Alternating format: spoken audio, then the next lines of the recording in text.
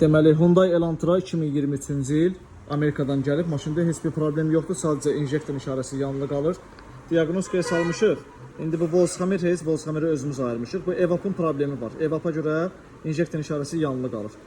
Sadəcə biz EVAP-ı dəyişməmişdən qabaq EVAP sistemini smoke test vasitəsilə yoxlayırıq ki, görək sızıntı falan var, yoxsa yoxdur.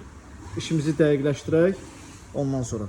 Əgər sızıntı varsa, həmin sızıntı aradan qalxmalıdır. Çünki həmin problemə görə EVAP-ın aşıbqası gəlir.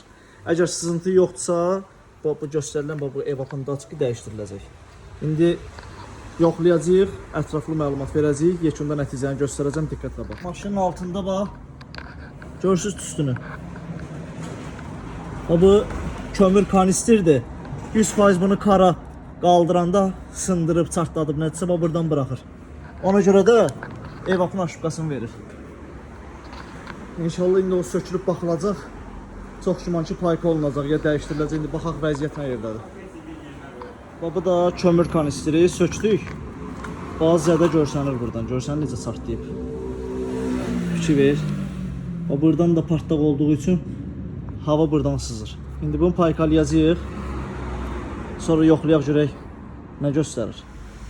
Maşın hal-hazırda xoddadır. Gördüyünüz kimi injektor işarəsi də silinib.